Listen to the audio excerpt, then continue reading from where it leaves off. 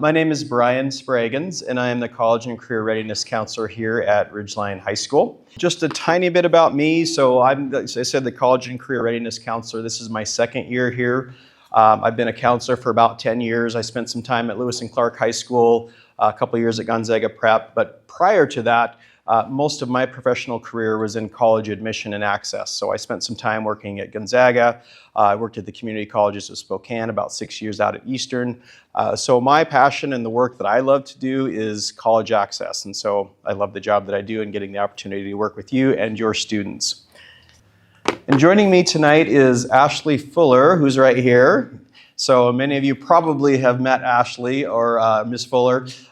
She is the junior class counselor. And so the way we like to do things here at Ridgeline is that each of us, we pair the classes. So I work with each of the class counselors to work with their students. And so Ashley and I will be working a lot next year to help you and your students get ready for the college process. And so she'll be available here too if you guys have questions later on.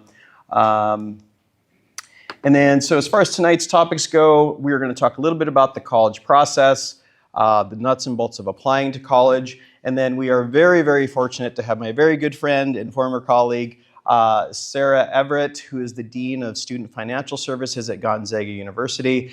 And for the second half of the presentation, she'll be talking about how we pay for college and all that that means. And I know that's front of mind for a lot of you, and then we'll just have some time at the end for questions. Okay, so many of your students probably have seen this because when Mrs. Fuller and I went into the classrooms, this is much of the information I went over. I like students to be able to come in and share this information with parents, so when you make that ride home, you guys have something to talk about. So students, apologies, some of this will be a little bit redundant, it'll be new for some of your parents. So I always like to start with just a quick kind of breakdown of the different levels of, because I don't know where everybody is in their understanding of the levels, but here in our state, and actually in the Spokane area, we're quite fortunate to have a lot of really good higher education here. So we do have trade school, technical schools here, the community colleges. We have 2 of those under the community colleges of Spokane, 4-year colleges and universities. We've got the regionals like in Eastern. We have private institutions like Gonzaga and Whitworth. So there is quite a bit offered here in terms of education. The one thing I like to point out, and I pointed out to the students earlier in the year, is about the differences between public and private education. And just in a very basic level, public education is subsidized by our tax dollars, right? So that's why the cost of going to a place like, or the sticker cost of going to a public institution is so much less than you will see at a private institution. So it costs thousands upon thousands of dollars to educate every single student that walks through the door at a higher education institution. And when you go to a public school, the state is subsidizing quite a bit of that cost. Private schools, on the other hand, don't have that same subsidy. So when you see that sticker price that, $40,000, $50,000 in tuition, that's more representative of the actual cost of educating that student. Now, I always like to end that part of my talk by saying that you should never allow the sticker price of a private school to kind of ward you off from going to those schools, because they are expensive, they know they're expensive, and they often give quite a bit of financial aid for students that are interested. And in some cases, depending on how a student performs academically, depending on what kind of financial need you might have, it is possible to go to a private education and pay less than you would be at a public institution. So never let that sticker price be the thing that prevents you from looking at a particular school. Okay, so I like to talk a little bit about this myth of a perfect college. And part of the reason I do that is in working with students over the number of years, I see a lot of students catastrophize this process, meaning that if they don't get into a specific school, then their world just kind of comes crashing down. And so they tie a lot of value of themselves into where they're admitted or where they're not. And so I always like to tell students that there really is no perfect college. It is really, and I'll talk a little bit about this later in the presentation, but it's all about finding the right fit for your individual student. How many of you guys have been on college campuses, like campus tours? Okay, a few of you. So one of the things I hope you heard on those tours is that it's a lot about fit, right? It's all about the individual fit for your student. And so when I'm talking to students about this, it's a very personalized process. And so just a couple things to look at here. I always, I'll have students come in and they'll say, so, Mr. Spraggins, how do I choose, and I'll put the question back to them. I'm like, well, what are you interested in? Because to me, it's very much a process of self-reflection. And so the one thing I would push back a little bit on parents, just a little bit of a theme here, that first one, who am I and what do I want? Now, I'm in this seat. I've got 2 sophomores at the University of Washington, so I had to go through this. I'm not telling you anything I didn't experience myself. But the one thing I really like to encourage is that this is really their process, and they should be driving this process. And I think the encouragement for us as the adults in their lives to be thinking about what it is they really want to get out of their educational experience is an important piece of helping them find that best fit. I also think it's important for them to look at the environment. What do they like or dislike? Okay, so another way to look at this, particularly if your student is going to a 4-year institution, if yours are anything like mine, they wanted to leave the area, and some of them want to go out of state. So you're essentially picking up your entire life and moving to a new community, perhaps a new state, where you're going to be living for the next 4 or 5 years. So it is really important to think about what it is you like. So I have students that come in all the time and they're like, I'm tired of these clouds. I want some sun, right? I want to go to Arizona, okay? So I tell them that's legit. If that's something that's important to you and what you want in that experience, then go ahead and put that down as the factor. So they really need to engage in that self-reflection process to figure out what it is they want in the educational experience. I think a lot can be learned from what we've experienced as high school students. So one of the things I'll often point out to students is, what kind of learner am I, right? So when we think about institutions, right, so let's back that up a bit. So I often will say to students, look around this classroom, right? We have an average of 25 students, 30 students in a class. So if you're going to a large institution where you might have 200 or 300 in a class, that's a little bit different learning experience. So I think for students to be able to ask yourself, am I the type of student that when I sit in a class here at Ridgeline, I enjoy the interaction that happens between myself and my classmates, myself and the teacher in the class? Make note of that, because that might mean for you looking at a smaller institution where you have a smaller student to faculty ratio, where your average class size is a little bit smaller. Some students, on the other hand, are like, hey, just give me the assignments, the books, tell me when to turn it in, and I'm good, right? I can sit in a class with 300 other people, I can go to the labs, and I can be just fine. Those are 2 very different types of learning environments and learning experiences, and it's worth students really thinking about what kinds of students they are in order to help figure out what those schools are that they want to take a look at. Again, I also think, what might I do differently in my college experience? So today I've been experimenting with podcasts, and so I've had a group of students that have come down, and we just sat around and had a conversation and taped it. And one of the questions I asked was, what would the senior version of you tell the freshman version of you? What advice would you give? And so many of them thought about things that I wish I had done more of. I wish I had spent more time or challenged myself by going out for a sport. I wish I hadn't been so timid in my way of reaching out to other people. And so I invite students to think about that, right, as you project forward into college. What might I want to be different about my college experience based on what I've learned? So again, a part of that whole self-reflective process in finding the best fit. So we do have a ton of resources for finding that college fit. One of them is Zello. It's actually on its way out the door. We've got about 1 more year with that.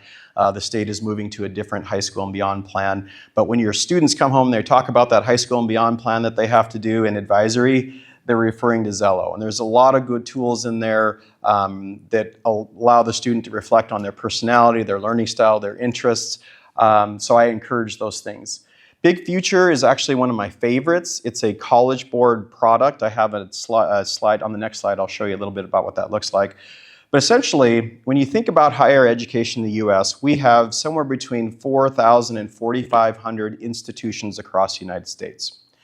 And so trying to find a list of 5 to 7 to apply to can be a bit of a daunting task. But this is a great tool to do that because it allows students to go in and basically identify the factors that they're looking for. So you can look at location, what area of the country you want to be, what kind of activities do I want, what kind of communities do I want? Do I want a school that has 14,000 or fewer, or 15,000 or more? There's a whole litany of things that they can use to then hone that list down into a manageable number, and then begin to compare those side by side. Everything from cost, the number of students in the institution, the programs they have, all of those are in that big future, and it's free. It's really actually really cool. The other benefit of this too is that there's a scholarship search with Big Future. And all students, I made my daughter do this, she's a junior, so I made her do this last summer, and all you have to do is sign up for an account, put in 6 schools, and then that you're interested in, and then there are monthly drawings for, I think there's $200 scholarships that they're doing every month, and then there's 2 $40,000 scholarships. Now, are we gonna win those? Probably not, but it's free, it takes 10 minutes, and you might actually win something. So Big Future is a really good tool. I also just want to point out the college fairs and the rep visits. Because we are in Spokane, and again, we have so much higher education here, we're super fortunate, we will actually attract a lot of schools that will come here for college fairs. Did any of you go to the National College Fair? It was like October, November downtown at the arena. Did anybody go to that? A couple of you. So that's a really big one. There are smaller ones that come through in the spring and fall. Great ways to learn about institutions. We have representatives that come to Ridgeline during the fall. And so what I'll do is I'll set them up in the counseling center. Students can come and get passes, and they can sit and visit with those representatives. And we've got private school, public schools, in-state, out-of-state that come. That can help students with their applications. We've done application days where essentially schools come and students can fill out applications right there and learn if they're admitted. So visiting with those reps is a real good resource. By far, however, the campus visit, if you're able to do it, is the single most influential factor in choosing a college, by far. So I know a number of you have gotten onto campuses. If you haven't, I would definitely encourage that. If cost is an issue, one of the silver linings of COVID has been a vast expansion of the virtual visits. Now, obviously it's not the same as being on campus, but they have gotten really, really good at sharing what is on their campuses. And I can tell you, so I mean, when I worked at Gonzaga, just how much this college visit means. I had a kid who, his entire family, mom, dads, aunts, uncles, grandparents, everybody went to Michigan. So he was going to Michigan. He applied to Michigan, never been to Michigan, stepped on their campus the first day and was like, I do not belong at Michigan, right? So for him, he was able to come and sit with me, and we toured the campus and talked to him about his interest, and he found that Gonzaga at that point was a really good fit for him. And I share that story just again to say that it's very visceral sometimes for students. I've heard of students that'll drive onto a campus, get out of the car, much to the chagrin of their parents, get out, and they're like, nah, something doesn't feel right. And I encourage students and parents to listen to that, because that really does mean something. Fit is often a gut feeling for a lot of students. So if you have that opportunity to visit, I certainly encourage it. One of the things that, if cost is an issue, we have Eastern, Gonzaga, Whitworth, WSU, the community colleges, all of them have visit programs. And even if your student may not be looking specifically at one of those institutions, to get onto those campuses, to listen to the questions that other students and other parents are asking, to feel what you might like or dislike about a campus, can also be a helpful way, kind of a mitigating way to do that. So I would encourage that too, if cost or time is an issue for visiting campuses. Okay, so this is Big Future. Like I said, I just took a screenshot. I just kind of did this. It took me about 5 minutes. And it actually was much more extensive than this. So students just essentially go in and they just pick the number of things that are interested. I just focus on Washington State and Oregon, and then it gives you a list. And then students are able to then do all the research. There's links right to those college websites, their tour websites, all that stuff is there. So Big Future, to me, is one of my favorite tools for doing that college research. Okay, so just a word about highly selective schools. And by highly selective, I mean the Harvards, the Yales, the Browns, the Stanfords. How many of you guys have students that are interested in these institutions? Okay, a few of you, including the academies, right? So just a word about these. So 50 schools nationwide, it's only 50 schools that have a 30% or less admit rate. And remember I said that there are 4,500 schools, right? That group of schools cast quite a broad shadow and I think bring a lot of anxiety out into the process that doesn't need to be there for students. The vast majority of colleges and universities out there accept higher numbers or higher percentages of students. It's not unreasonable to assume that 60, 70, 80% in some cases of the students that apply to many of those schools are admitted.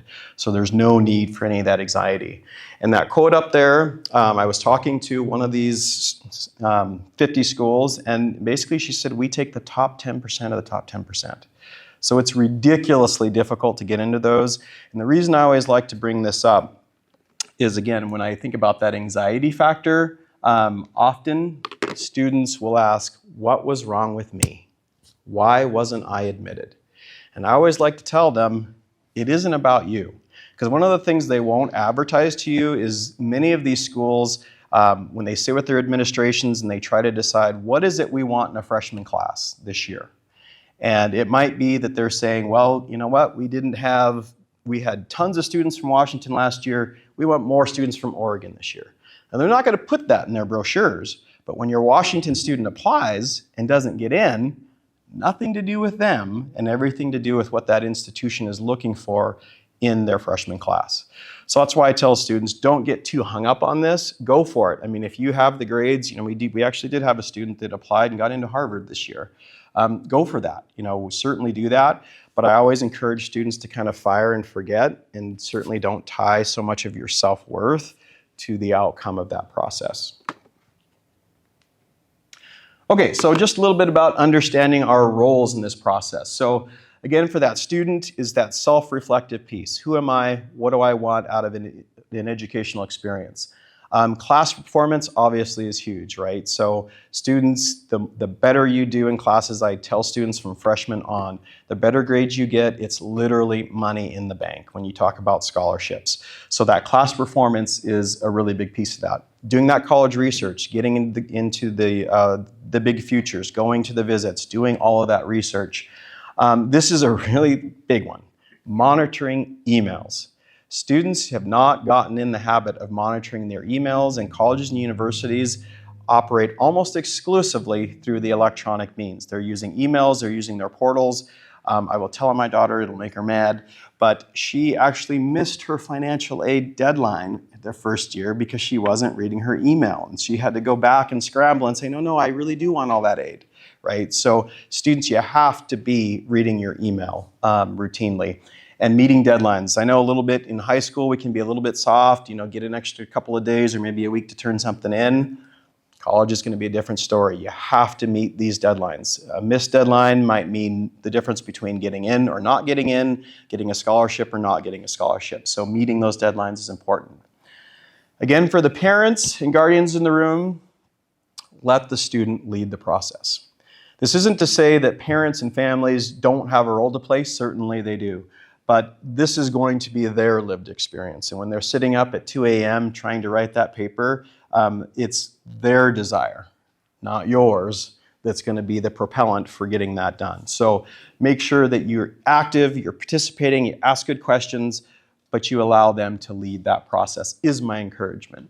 And then as counselors, myself, Ms. Fuller, we're here to provide information. Ms. Fuller does a really great job of tracking, make sure the students have what they need to graduate. We will partner quite often on making sure that students have what they need. Certain kinds of classes are better for certain kinds of institutions in terms of admission, so we'll work a lot on that. And we support the discernment process, right? So again, I'm not here, she's not here to tell your students what to do, but we are here to ask questions and help them think through what's important to them so they can arrive at a meaningful decision for themselves. And again, I think the whole thing, all of it stems from communication, right? So if we're all communicating with each other, it serves the students' interests quite well in the end. Okay, so the application process itself, so just going over all the ones that you'll encounter. Open admission programs, that's essentially your community college system. Those really don't have, you graduate from high school and you're admissible, okay, for those. And in some cases, you may not even have to have a high school diploma and you're admissible. That is an open enrollment school. Regular admission really refers to that time period. Actually, let me back up because it's easier to talk about regular after you talk about early. Many schools, even public schools, have started to move to early admission programs.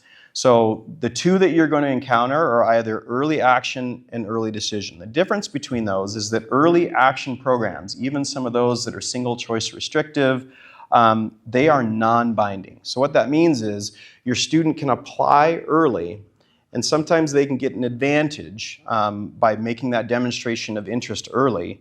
They'll often hear their admit decisions, many of their merit scholarship decisions by Christmas time. So it just helps you make earlier decisions when you do early action, but it doesn't bind you to any specific institution. At the end of the day, May 1st is the national commit deadline. So higher education institutions agree, most of them, that May 1st is, students have until that time to make the decision. So early action students have until May 1st. Early decision, by contrast, is binding. So what that means is that if you are choosing an early decision school, you're basically saying, no matter what happens, if I'm admitted to your school, I'm coming to your school. Okay, so, and they consider it a binding contract, essentially. So for me, when I'm sitting with students, very rarely do I encourage the early decision process, just because unless a student really knows, they've visited, they've talked to professors, they've talked to their parents, they understand, they've been looking at this for years. Outside of that, I really don't, because it locks out your opportunity to make decisions based on things like financial aid that comes in a little bit later, or maybe you do a college visit and you find something at a different school that you didn't know that you would be interested in. So it just limits your opportunities.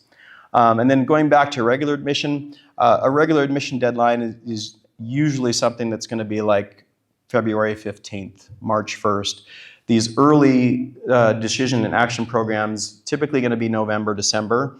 So that's why I'm always telling students, it may seem like you have a lot of time, but fall is going to come quick, and we're right into the application season almost immediately, because many schools, again, even public schools, will use the early application deadlines. One new thing I want to point out is the Guaranteed Admission Program, or GAP. It's in its 4th year. I think we're headed into its 4th year. And essentially what it says is any student in Washington State who graduates, meets their graduation requirements, which Ms. Fuller is helping them do, 3.0 GPA, you're automatically admissible. Now you still actually have to do the paperwork, but it's an automatic thing. So that is all of the public baccalaureate schools with the exception of Washington and University of Washington Bothell. Everyone else, Western, Eastern, the Evergreen State College, WSU, Central, all of those schools are automatic admit with a 3.0. And so that's new. And actually, I think we're going to start to see a little bit more of a trend in that direction, particularly because after next year's class, there's kind of a national dip in the graduating students. And so colleges and universities are getting a little more savvy about how they attract students earlier. So Whitworth also has a guaranteed admission program. I think their GPA is a little bit higher than this one, but I think we'll start to see a little bit more of that. Okay, so the applications are pretty much all online now, and what you'll see is that, actually let me bounce down, is that they're all electronic. They will open late summer, early fall. So sometimes students that are just really go-getters, they want to start doing that in July, in June.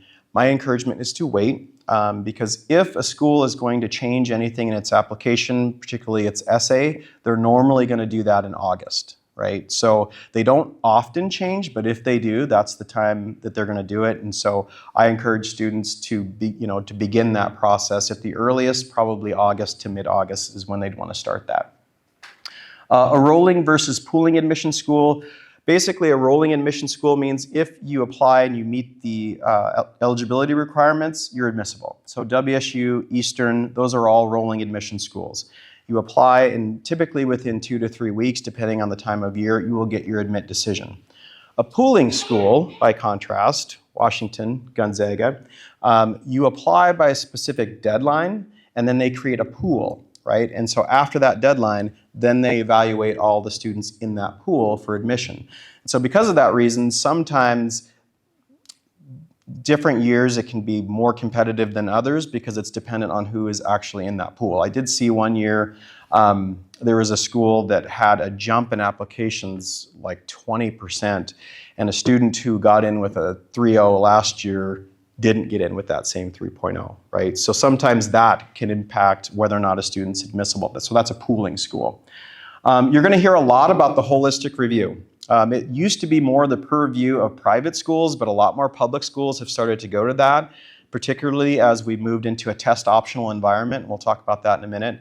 But when we're talking about the holistic review, they want to get a look at the entire student, right? So they're looking at grades. They're looking at the kinds of courses the student's taken. They're looking at what you do in activities, clubs, your lifestyle, what you do, who you are as a person. And often I'll talk to students about that whole personalization and identifying a school process. You're really asking a school to invite you into their community, right? So they'll each have their own personalities, these different campuses, and so that holistic review is they're looking, who do we want to bring into our community? So they're looking at the entirety of the person instead of just flat grades, flat test scores, that sort of thing. The context of the application is a little bit newer. I heard this from a few schools this last year, where when students are answering their essay questions, they want to know a lot about what's the context in which a student has earned that GPA. What was your life like? Did you have things that you struggled with? Did you have things that you had to overcome? What kind of things did you learn based on the experience where you live, where you go to school? So that context is becoming a lot more important. Actually, the University of Washington was one of the ones that talked a little bit about that. Decisions, typically those early application schools, you're going to hear from those generally pretty early. A lot of them, as I said, will probably let you know by, Christmas, if not a little bit later than that. Some schools, however, University of Washington, some of the higher selective schools, it's not until March. So it's kind of a pain, but some of those were just a little bit later. And as I said, with the rolling admission schools, those decisions are coming out pretty quick. Wait lists. Essentially, the way to look at a wait list is your student is admissible, but they just had a ton of applications. So some kids end up getting on the wait list. And usually what that means is that May 1st deadline that I told you about, if a school hasn't quite hit their target for the number of students that they need, then they'll go to the wait list to bring those students in. So sometimes that's what you're waiting for, is just how many students are going to come in. A lot of students kind of get bummed about the wait list, but it does mean you're admissible. It's not a flat out deny. So there are several different application platforms. The Common App is probably the one your student will know the most. It's about 900 schools that are on that. It used to be much more the purview of private schools, but a lot more public schools are using them. I think that some of that came around the time of COVID because a bunch of public schools jumped on around that time, and it's just easy for kids to click the number of schools that they want to apply to. And basically what the Common App does is it allows students to input certain information one time and apply it to multiple schools. Now, many of those schools will have their own admission questions that they ask students to answer, but the basic information they only have to put in once, so it's a little bit more efficient. The Coalition application you won't hear as much about. There's only about 150 schools on that one. It tends to be a little bit more difficult to fill out, but that's another one. And then many schools will offer their institution-specific applications. So for example, I know both WSU and Eastern, I think now, are all on the Common App. Idaho's on the Common App. But sometimes I'll tell students, if you're really only planning to apply to a couple of state schools, it probably doesn't make sense to do the Common App because the institution app is just much more straightforward. So it just kind of depends on the number of schools that you're going to apply to. Okay, so we've probably heard a lot about college entrance exams. I know Ms. Fuller and I get a ton of questions about SAT, ACT. So prior to COVID, the standardized testing was beginning to wane a little bit across the country, and with actually many of the highly selective schools, we're looking at that and depending on it less and less.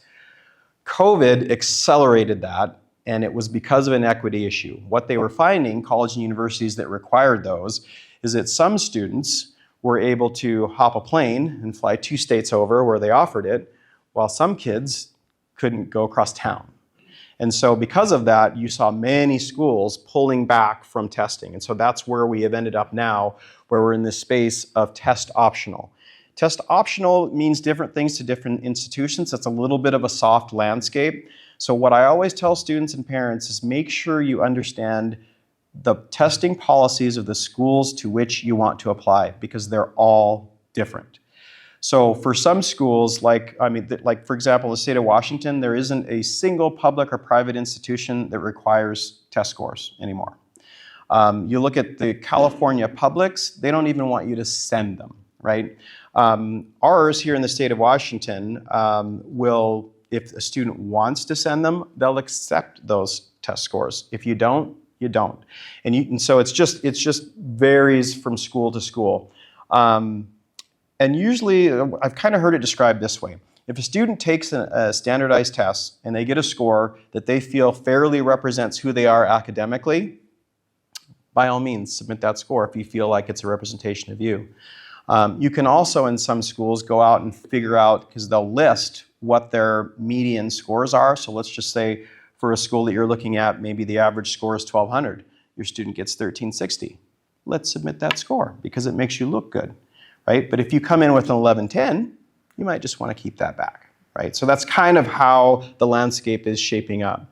The one thing that we are seeing a little bit now is a creep back into test scores. So I think the state of Texas was one that all the public schools went back to that. Some of the Ivies are starting to go back to that. So it's really, really important to understand where you're going to apply and what their specific testing policies are, because they're all going to be different. Okay, so what's next after all that? So in my view, 5 to 7 schools is really all you need to apply for. If you do a good job of that research process, you should be able to come up with a good list of 5 to 7 schools that you can apply to. I usually encourage students to have a couple of reach schools. So schools are like, yeah, I'm not sure I'm going to get into that, but I really am interested, so I'm going to put that out there. And then you're going to have that list in the middle where you're like, I meet that criteria. I'm pretty sure I'm getting in there. And then you have safety schools. And I think a school that maybe ends up on that gap where if you get that 3.0, you're automatically admissible is a good definition of a safety school. But 5 to 7 is all you really need. I once had a kid who applied for 20 schools. It was ridiculous. And the kid didn't get into one school that he applied to, right? So to me, that tells me that he didn't do his research and was targeting schools that were way out of where he would qualify. So if you do that research well, you'll have a good list at the end where you can sit down with your students, you can sit down with your parents, and you can look at the financial aid packages, the different things that are of interest to you, and figure out what's a good fit. Create a financial plan with your student. I imagine my good friend Sarah will talk a little bit about this, so I won't go into this much, but I will say that oftentimes finances can be a real tough subject for families. But I encourage you to find a way to have those conversations. I once worked with a young man who his family could not afford any of the schools that he applied to, but they didn't tell him that. And so when he was admitted, he then had to have the conversation about why he couldn't go to any of those schools. So I think having those conversations early and having realistic discussions about what's affordable and what's not will save a lot of grief for everybody and help you make sure you have a good list when you go into that process. Visit, we already talked about that. No perfect fit. Recommendation writers. So here's the deal. A lot of students think that I'm going to college, I have to have a letter of recommendation. That's not necessarily true. Kind of like the test score, I encourage students to know where you're applying, to know what they want, because not all schools require letters of rec, and we don't want to put that work on a teacher if you don't need it. The other piece of this process is that application or admission offices have thousands of applications to read. You only send them what they need. They are not going to read anything else. Sometimes students will feel like, well, they asked for 1 letter. If I send them 3, that's better. No, it's actually not. It's annoying. So send them what they asked for and nothing more, and make sure you know if you need those letters. And one thing, if you do know that you need letters, I would talk to those teachers before you leave this year. Because if they know you need a letter, you're probably going to get a much better letter if they have time to work on it over the summer, as opposed to when they get back in the fall and they've got 15 other requests sitting there waiting. So early work can be really good for that. And then obviously you can do the registration for the SAT or ACT if you need that. Hi everyone, what a great turnout. Thank you so much for having me. Brian introduced me a little bit, but just some info about my background. I work at Gonzaga. I've worked there for 16 years next month. I also have a 16-year-old, so a lot of the things that you're experiencing with your kids, like I feel you too, and it will be our first time going through the process. So you're gonna hear me frame stuff as things I'm telling my daughter to do or not do or that sort of thing. I've worked at Gonzaga for 16 years. I worked in financial aid for close to 20. I worked at Spokane Falls Community College before that. I grew up in Spokane, went away for college. I was one of those kids that absolutely would not stick around in Spokane. I kind of wish I would have, but I had a great college experience at a small school in Oregon. So if you want info on the pros and cons of big and small school, happy to talk about that as well. So this is actually my first financial aid night for the class of 2025. 2024 has been a wild year with the FAFSA changes. So I have some information. You're probably going to have a lot more questions throughout this process. And I just want to extend an invitation that regardless of whether or not Gonzaga is on your students' list of schools to come, to attend or potentially attend, know that we are happy to help. We see part of our partnership with the community is just helping all students kind of navigate the process. So as questions come up, if you want interpretation, if you're not getting phones answered from other financial aid offices, which might happen from time to time, you're welcome to reach out to us at any point. I want to kind of going through the presentation, I want to kind of define what financial aid is. I think that you might have an idea of what it is, and I might try to expand that definition a little bit. We're going to talk about the sources of financial aid that are available, how to apply for them, what to kind of expect in the process, timeline, outside scholarships, and really how to make financial aid or college as affordable as possible. So first up, what is financial aid? Financial aid is an umbrella term, and I think it's important to think of financial aid of all of the monetary resources kind of from outside the student's family that they're going to have to pay for school. And I like to set these presentations with this context because I think a lot of people, and maybe even some of you, are like, oh, I'm not going to apply for financial aid. This doesn't apply to me. Gonzaga's cost of attendance next year, I don't say this with pride, is around $76,000. And there's just very few families in the world that can write a check for $76,000 a year and have that not be an issue. So financial aid is an all-encompassing term. And if you are concerned about the cost of college in any way, you're sort of in the right spot. And I would encourage you not to sort of make assumptions about what type of aid you will or will not qualify for. Another thing that's important is the role of the financial aid office on a college campus is to coordinate all the sources of financial aid for a student. So that's federal grants, state grants, scholarships from the school. So at Gonzaga, those would be Gonzaga-funded scholarships, and also outside scholarships, private loans, and really all of the kind of payments that come in to help a student pay for school. So we have a few goals in a financial aid office. All of these resources are limited. For better or for worse, as a country, we sort of, the way we finance higher education isn't all from the government, unlike some K-12 options. So we have limited resources that kind of have to be distributed, and there's various compliance and regulations and things, especially when you're talking about federal and state funds. All of these different sources of funds have to be coordinated in a way that's fair to the student, and we want to ensure that we're giving students access to their education, making it as affordable as possible in that. And again, some of those are Gonzaga-specific principles, but I think you'll see that as you navigate the process. So real quick, just types of financial aid, just some really important terms to know as you navigate this. Grants and scholarships, I use that term interchangeably. Essentially, it's free money that you don't have to pay back. Scholarships generally are awarded more on merit or would have some sort of merit component, and that could be academic, it could be athletic, it could be performance-based, it could be debate, that sort of thing. Grants sometimes have a need-based component, but not always. And essentially what's really important about those types of financial aid, though, is that it does not need to be repaid. There's also employment opportunities, work study, student employment. There's lots of employment. Generally speaking, these are just opportunities for students to work. The job looks like a job that they might have even when they're in high school in terms of they're getting paid for the hours that they work. They're getting a paycheck a couple times a month. Most often that does not offset tuition, but it can. But just to kind of be prepared, work study is often a type of award offered to a student, and some families assume that that's just going to offset their charges, and that's not really the case. Loans, fairly self-explanatory. Loans have to be repaid. The biggest lender for higher education is the federal loan programs, but there are annual limits to those for what a student can borrow. There is also opportunities for parents to borrow loans on behalf of their students. And then there's other types of financial aid that aid offices are coordinating. If you are a military-connected family and have veterans benefits, that doesn't impact the type of financial aid your student can receive, but it's a resource that can be used to pay for education.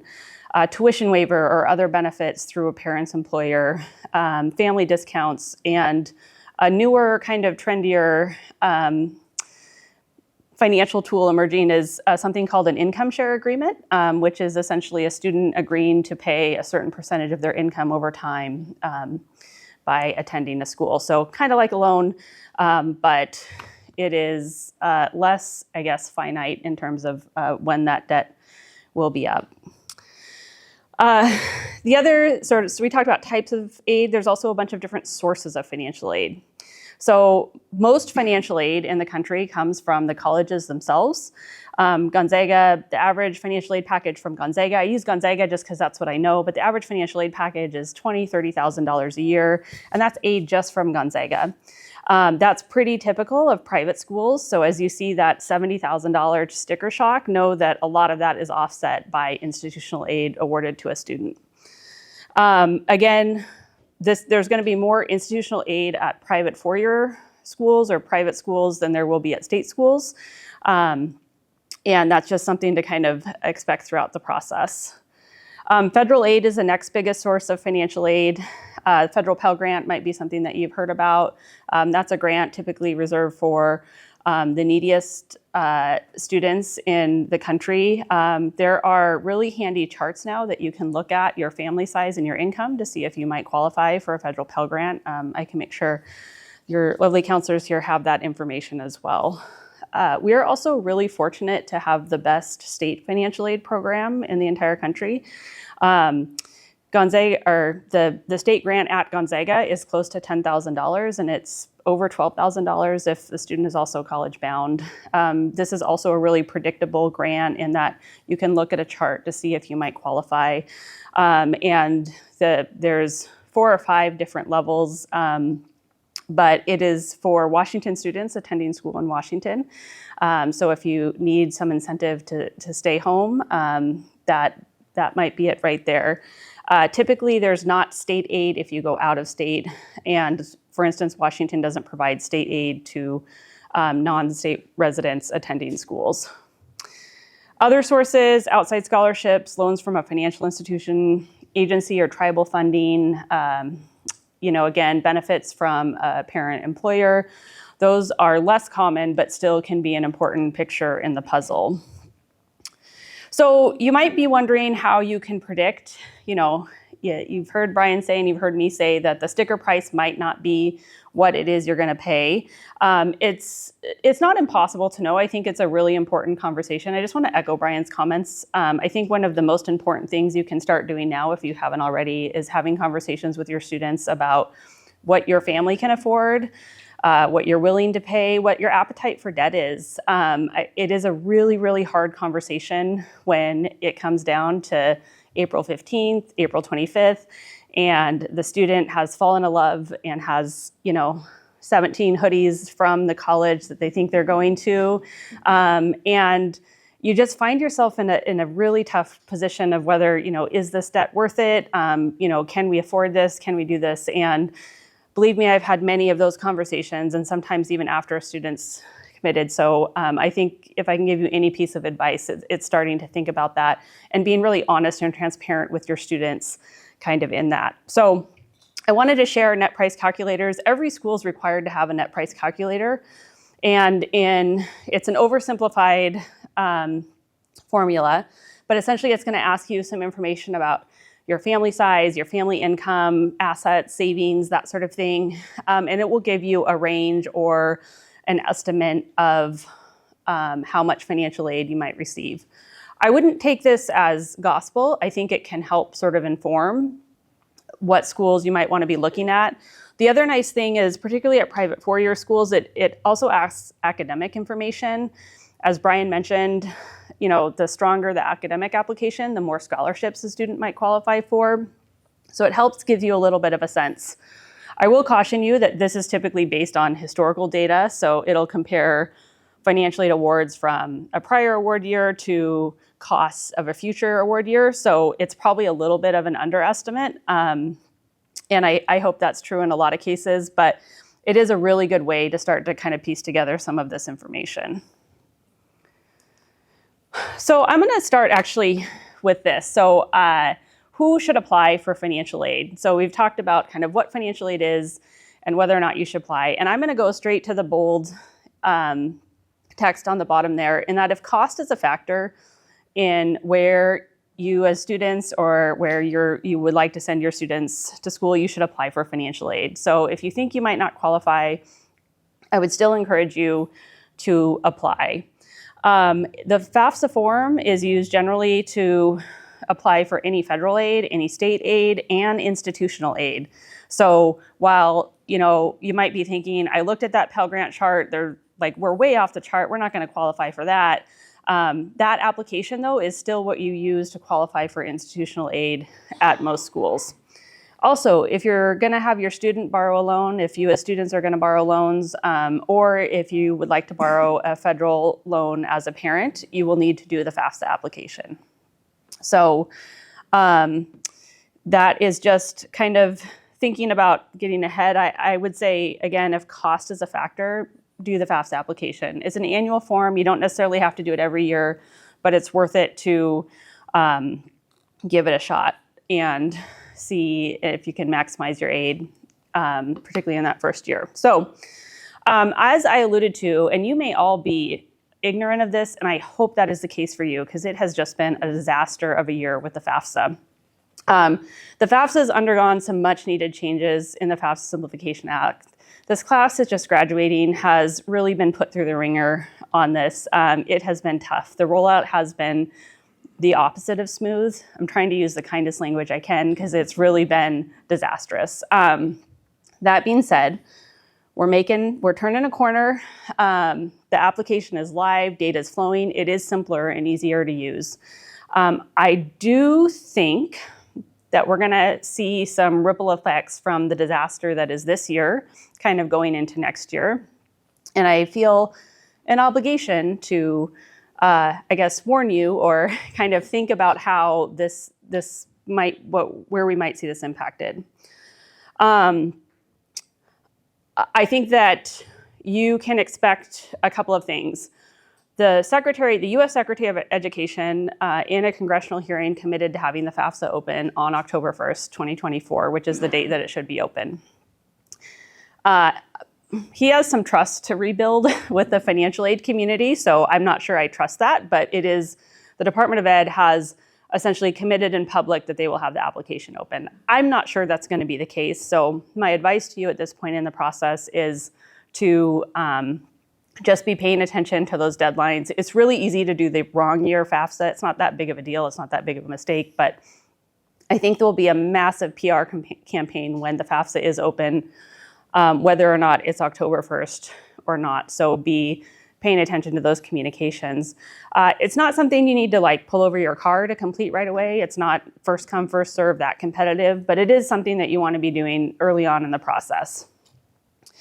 I also think you're going to see this bottom thing here, because the financial aid community, the financial aid people who work at schools don't trust the FAFSA process is going to be fixed in time for next year.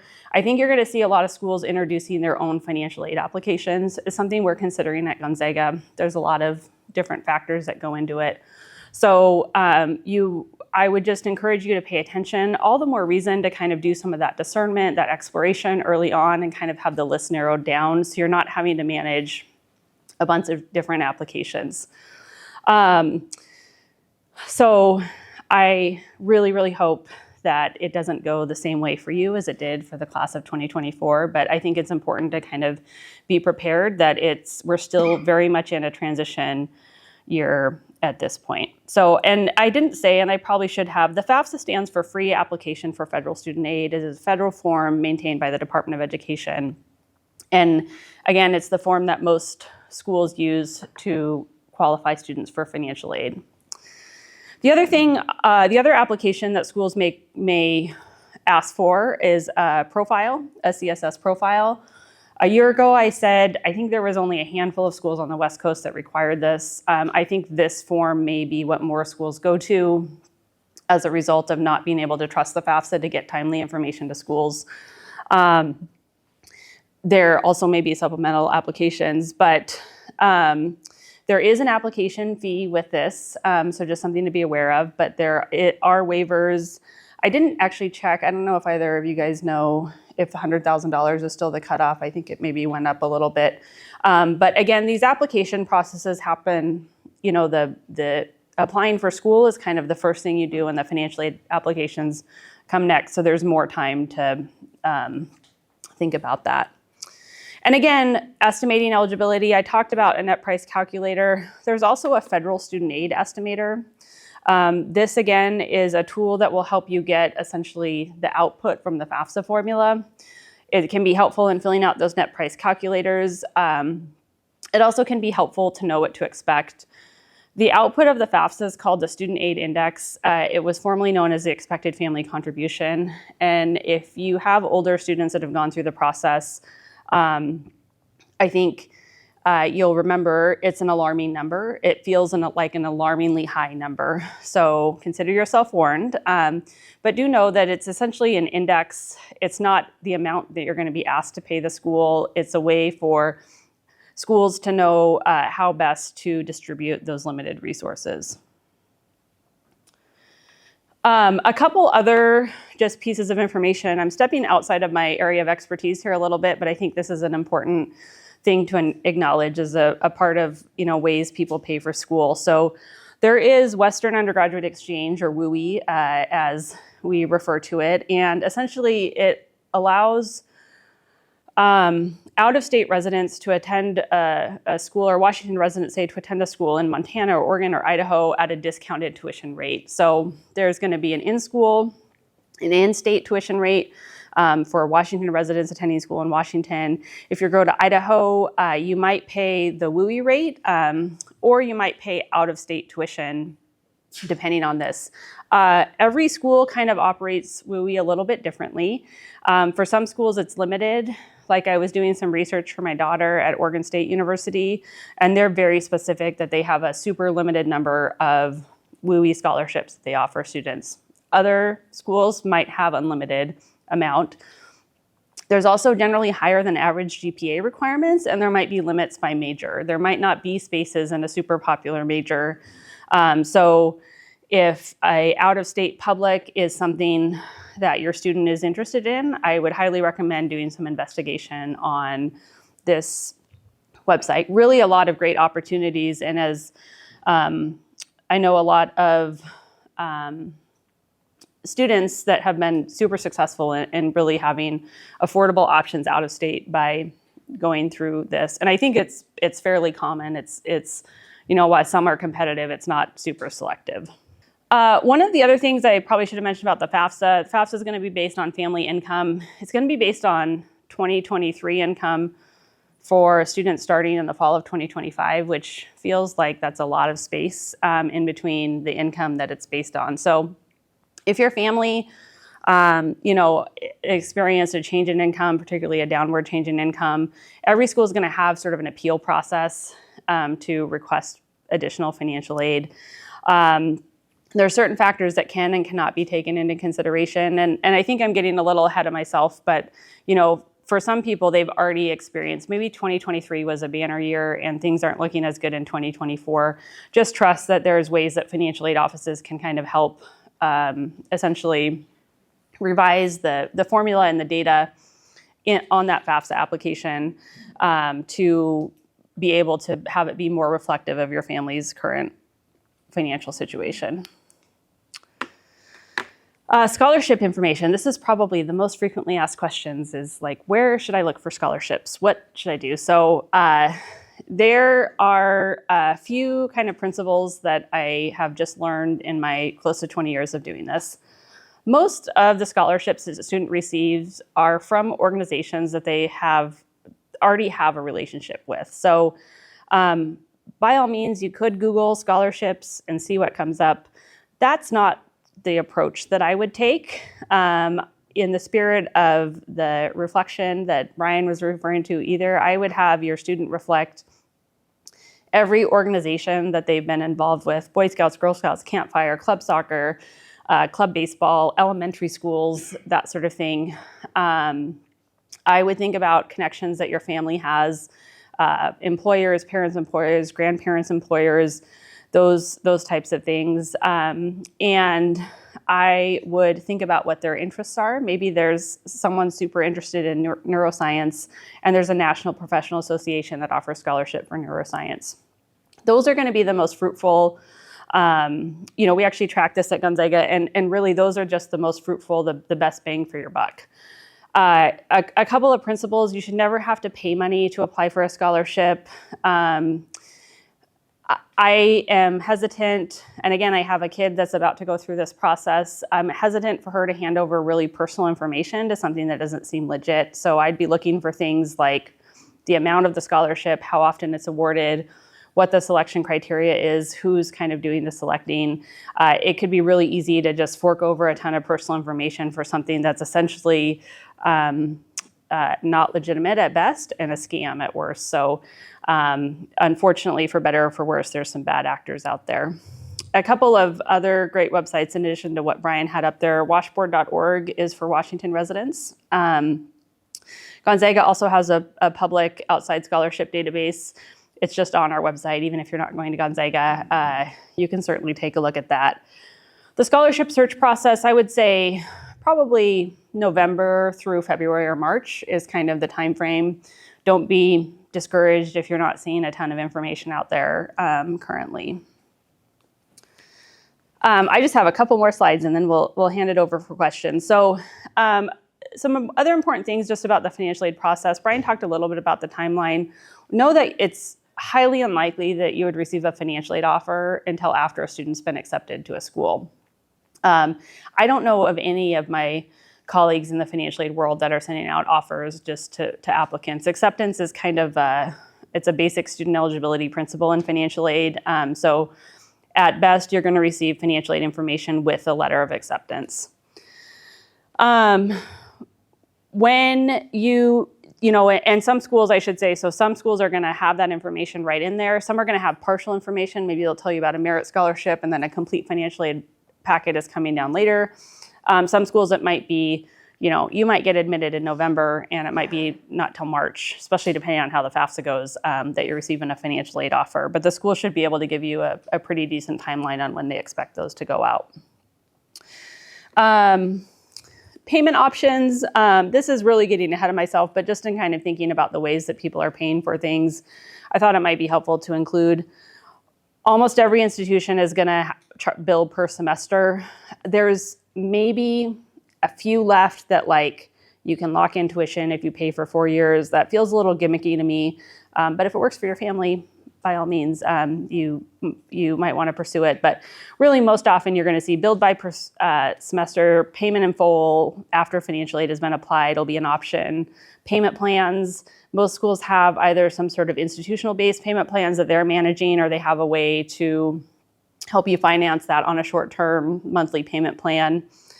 If you need to extend the payments beyond the course of an academic year, you're looking at something like a Parent Plus loan or a private loan on behalf of the student. And know that you don't have to pick one of these options. Whatever school you go at, you can kind of use a combination. 529 college savings plan, you'll get instructions for how to access those funds. Generally, it's just a portal where you log in and they send the money directly to the school. It's electronic, it's usually super slick. All of that will come about a year from now. We're just kind of preparing the class that's starting in the fall with that information. And payments usually due a couple weeks before school starts or the start of the semester. So my tips for success to share with you, dates and deadlines are huge. I think there's some flexibility, but oftentimes, Gonzaga admitted close to 8,000 or 9,000 students, and we're not really staffed to deal with that volume. So as deadlines approach, it just gets harder to sort of help all the people who need help in that moment. So making note of those and making sure you're doing stuff well in advance, I think is super important. The completeness and accuracy of applications is huge. We're pretty good at matching up records, but when we have a financial aid application, maybe that's separate from the actual FAFSA application, that's separate from an admissions application, having the right name, the address, the social security number, not making the mistake that I've done probably a ton of times is having the internet browser autofill things for my name when it should be my kids. Those are just things that are going to ensure that the process goes quickly. There's just a lot of different data that has to be linked up, and we want to make sure that we have that connected to the right applications. And when it's not, it can be time consuming for you to troubleshoot and for us to troubleshoot as well. Be wary of offers that sound too good to be true. Millions of scholarships unclaimed. If you pay us $20 a month, we guarantee we're going to find this amount of scholarships for you. Those just tend to be too good to be true. They're scams in different ways. They may count all the scholarships you're offered from the school that you would have been offered anyway. So if it sounds too good to be true, it probably is. And evaluate schools for best fit, including financial fit. So that concludes my remarks. You guys have been super awesome with a lot of, super awesome with a lot of good information here. It's been about an hour. I know it's pretty dense, but just know that myself and Ms. Fuller will be here every step of the way you go through this process next year. I don't actually have a caseload. I'm actually all of your counselors for just this sort of thing. So parents, students, if you have questions, come and see me. And as my good friend Sarah suggested, her office is more than willing to help you.